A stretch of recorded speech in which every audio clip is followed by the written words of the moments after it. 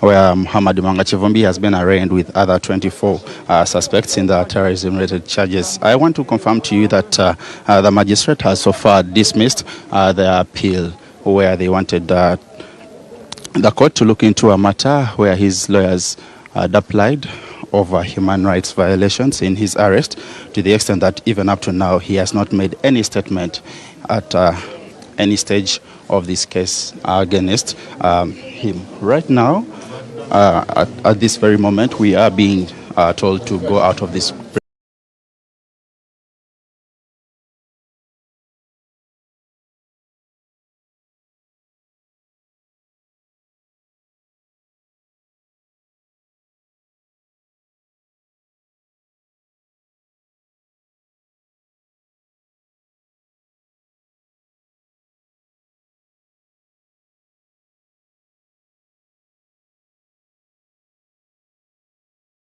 The necessary evidence and proof that his human rights were violated as he was arrested, and also that he didn't make any statement. And also in this case, the magistrate has also sided with a prosecution, citing that Mwanga Chivumbi and his family did not prove anything that they had reported about the 10 said people that were killed in his home, even though the state says 7.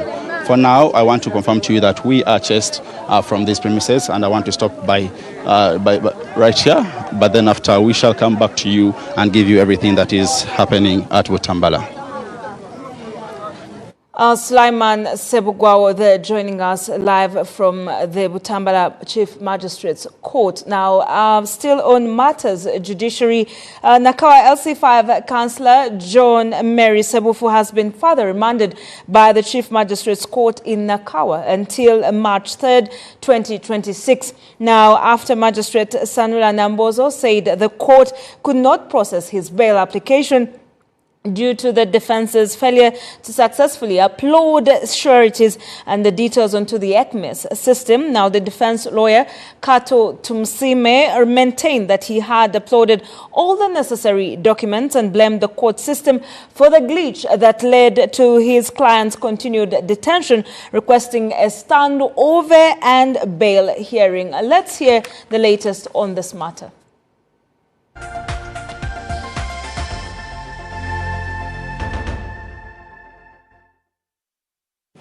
Unfortunately, it's still now reloading and reloading. It's waiting, pending admission by this court. We should throw this. That's why I'm praying for a standover so that we can harmonize, Your Worship. It's pending admission? Yes. So the systems are really different? I don't know, Your Worship. That's why I'm praying for a standover so that we can have this issue harmonized and settled. Yes, Your Worship. And if this court can be obliged, we could have a standover, even if it's 30 minutes, we harmonize this issue. Even when the person ECMIS read these documents uploaded on the system, court cannot read the same for admission, and therefore cannot proceed with the bail hearing. That's the only reason why this bail hearing has not commenced. I indicated to court that we could have a standover of the matter so that we can rectify this with their systems administrator. Because me, I don't run this system.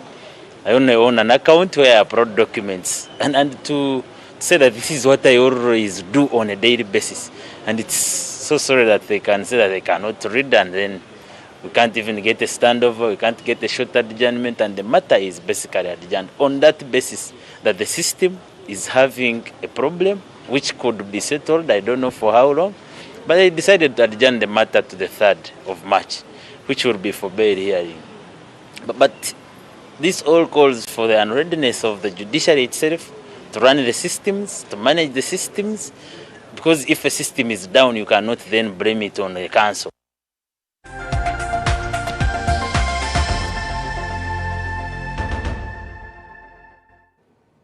Now, officials from the Ministry of Education and Sports, led by the State Minister, Peter Ogwang, have appeared before the Education Committee of Parliament to scrutinize gaps arising from the National Budget Framework Paper for the year 2026-2027. Let's take a moment and listen in. On page 8, table 4, showing the numbers of females and males in the institution, but the total is 1,383. In terms of teaching and learning is going on well. Continuous professional development is also going on well. There has been training for teacher educators in the PTCs as well as teacher educators in the former NTCs.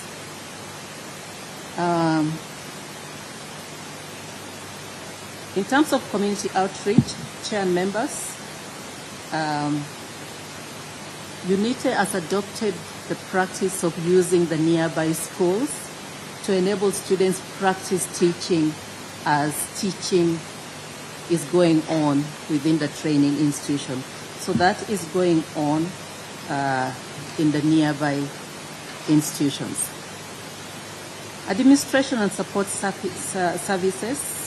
Chair and members, I want to report that since its establishment, UNITE has been able to pay the salaries as well as other allowances. NSSF and other deductions have been made. It has held governance meeting. It has drafted the charter for council. The human resource manual has been developed and has been approved by council. The deans have been oriented. Academic registrars also oriented. And the strategic plan has been developed and has already been, is awaiting to be approved by council and submitted to National Planning Authority. And then the budget framework paper was also developed. In terms of capital development, UNITE has been able to procure some desktops, laptops, printers, projectors, and the list is on page 9. In the proof plan of 2024-25. Now, that particular development continues on Afra Mobile on NBS Live, so be sure to download the application and follow those developments. But moving on, the Chief Magistrate in Hoima, George Kunhira, is set to deliver a ruling on whether to have a vote recount for the recently concluded National Female Youth MP, where the NRM candidate, Diana Mpede-Kampe, ran to court seeking a recount that the election that saw Independent Mercy Kanyesije win was not transparent and fair. Court sat and listened to both parties last week and is set to deliver either to allow vote recount or dismiss this petition. I'm now joined by a reporter in the area, Alan Wesugo. Many thanks for joining us. In terms of what the sense is at the Chief Magistrate's Court, what sense do you have? A very good afternoon, Tracy, and good afternoon, you watching us live on NBS. The latest I can confirm to the country, a court has granted a recount for the election for the National Female Youth MP that happened on the 6th of February 2026 at Hoima City Stadium. According to the Chief Magistrate, George Kunhira, he listened to both parties that has presented, including the councils of Diana Mpede-Kampe, an NRM candidate, but also Mercy Kanyesige, an independent candidate who got 216 votes and found it worthwhile to be able to order for a recount. According to the judge, that even when it provides for that a recount can be done during that same exercise, but then there is a section in the Election Act of 74, Section 74, that actually does a mandatory recount for that matter. So he's granted a recount and he's ordered now the ballot box to be brought here where those ballots were actually kept so that a recount can be done. But of course, that is going to be limited on the candidates, two candidates. There are two agents and also the media has actually been allowed. But then the supporters and fans are going to be at a distance under tight security. But also there is another condition that is also being able to put across. In the case the seals have been broken, the numbers do not match according to those that written, but also those on the ballot box, they will not be able to have a recount. He's called for calm to have that exercise happen. And as I speak now, the Electoral Commission has gone to pick the ballot box that kept all those ballot papers so that the recount can happen. According to the results that are declared that same day, Diana Ampaire-Kampe did get 198 votes. Mercy Kanyesige got 216 votes, and independent candidate Julia Muhumuza got 24 candidates, while NUP candidate got 1 vote and then 2 invalid votes, making a total of 441 votes. That happened under tight security. Remember, it is an election that only allows only delegates from different parts of the country, especially each district sending 3 delegates and 4 representatives from the Uganda National Students Association and the representative from the PWs. Deals for that matter. But I can confirm to the country the process, the tension here at court is extremely high for both parties, waiting to see what the results will be like. Well, actually, Mercy Kanyesige retained her seat as MP-elect for the National Female Youth MPO. The recount may see Diana Ampaire-Kampe, an NRM candidate, maybe becoming the MP-elect for the female youth MP for that matter, because according to the affidavits presented in court, they actually say that she got 230 votes thereof, but then Diana winning the independent candidate for that matter, according to the affidavits presented by the applicant, who actually are represented by their lawyers, but also Asmani Wasalwa here representing Mercy Kanyesige has also been able to defend that, but of course the judge did find it very important to be able to have a recount which is provided for by the law. For now, that's what it is. A recount is going to be happening. We'll definitely communicate to the country what the results will be like. We must retain our seat, or Diana Ampaire-Kampe will be the MP-elect for the National Female Youth Representative in Parliament. For now, I cannot tell, but minutes later, be able to tell the country who the winner is. For now, I return to Tracy at the Political Command Center. Good afternoon. Alan Mwesugwa, many thanks indeed. That is a developing story. He will be sharing with us details as they unravel. We're now taking a short break, but Live at 1 returns in just a bit, so do stay with us.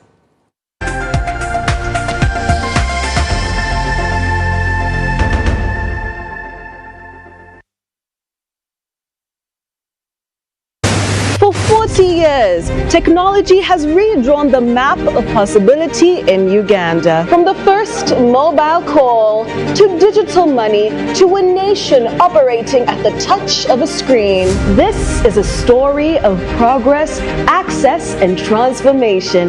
A future rising from every connection. Connecting a nation. Uganda's 40-year digital journey. Coming soon.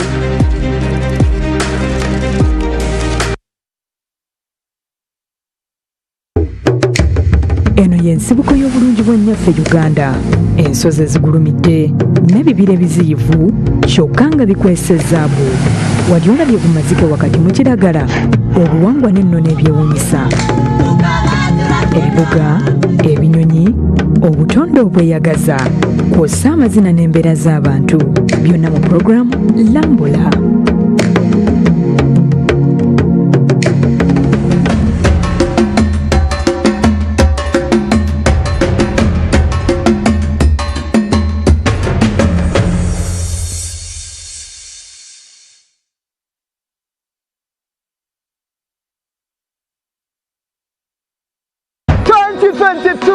Kampala to Bushenyi, 2023 Kampala to Mbale, 2024 Kampala to Fort Poto, 2025 Kampala to Gulu.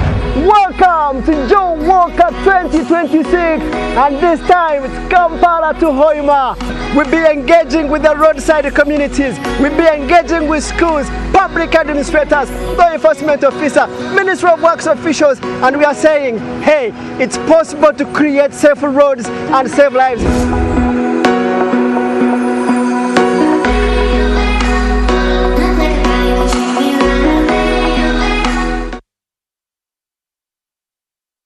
So, Muchara.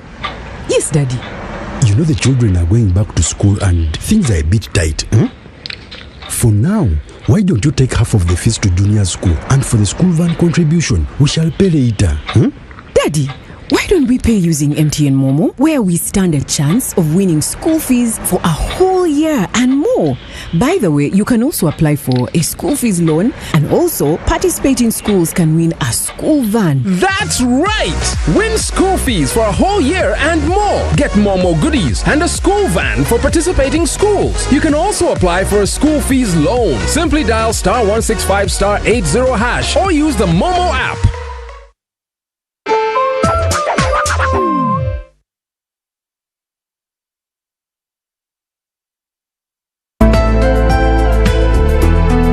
Up next. Brought to you by Buy and win in the new term near you. Back to school promotion. Buy any of our focused products. Movit All Day Toothpaste, Movit Herbal Jelly, Movit Baby Jelly, and Movit Shower Gel. Terms and conditions apply. Movit All Day Confidence.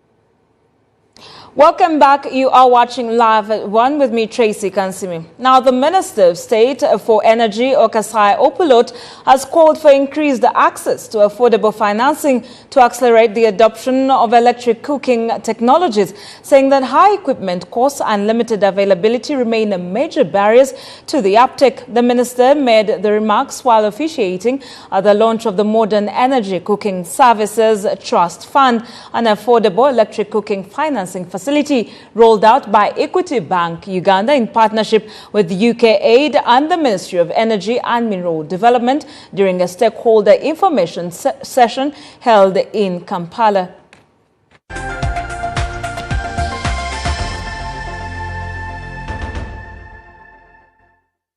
This intervention aligns strongly with the Uganda's national e-cooking strategy and contributes meaningfully to environmental sustainability, public health, and inclusive economic growth.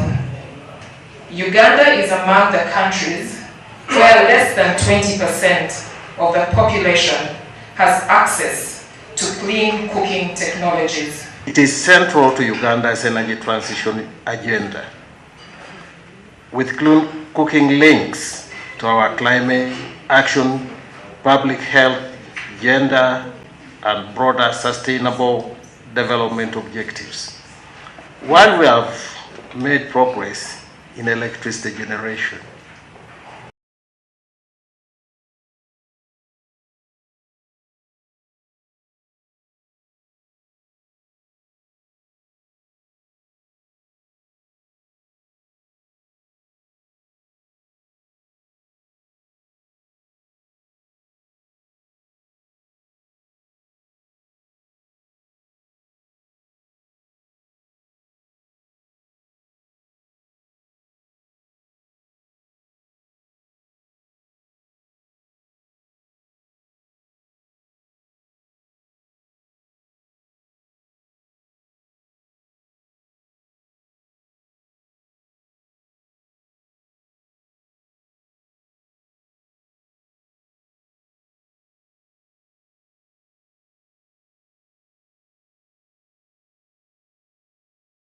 profit on the investments which we make.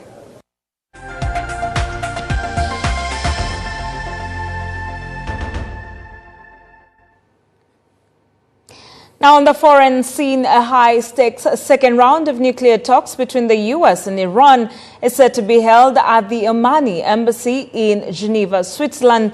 Iran's Foreign Minister Abbas Araghchi will negotiate with the U.S. Middle East envoy Steve Witkoff and President Donald Trump's son-in-law Jared Kushner via Oman's Foreign Minister Badir bin Hamad Al Busaidi. While the U.S. has sought to expand the scope of talks to non-nuclear issues like Iran's missile stockpile, Tehran says it is willing to discuss only curbs on its nuclear program in exchange for sanctions relief and will not accept zero uranium enrichment.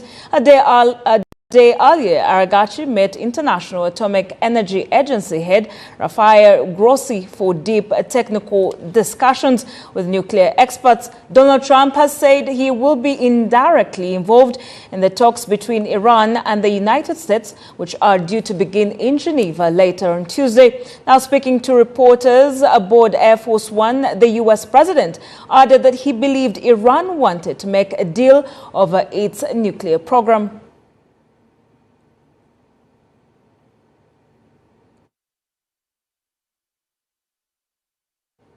Now, that is all we had time for on Live at 1. For more on these stories, do join us in our subsequent bulletins, starting with our 4:30 news updates. Later, NBS Amasengeje at 7 p.m. and NBS Live at 9. My name is Tracy Kansime. Have a good afternoon.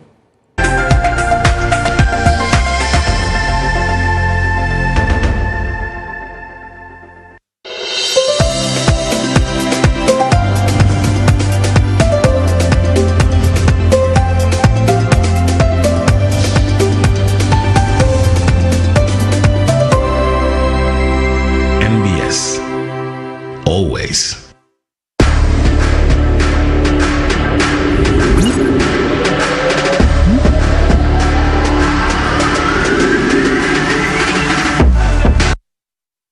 Ajax Queens nga eri kabojja nga olaba kabojja nga wakayite natete boti mu bitane weyongerayo nga jeringa olabira ddala buli kimu, but these are the fixtures nga batandika 21, that is also Saturday Shimaroons agenda chaliza eruzira, that is ngechaza most college ya mukulu Isiyaji Uganda Matters Lubaga bagenda kutwa bali temuli muri kurubaga wamwe ne Lady Doves Sentinel wa Ezana ne Kawempe Muslims ogoguli wankuluku ku muzibumu ne Kawempe gamba mukulu nkata ategese olira high school ne Makerere bali oyira high school ne mukulu nkata ne gundi agamba bino byasitagenze Zambia byona ebirungo biri wano era agenda kunyiga abakube bukube ku Sunday Asubo Ladies Nation Corporate bali Kampala Quality ate ndozo sobo tuyamba njagala kulaba kukozemu kubafontinga mu strategic meeting jibaliko about that symposium wendo kwachita bagamba the level branding teams branding as tia both before game then nebirala operating at that environment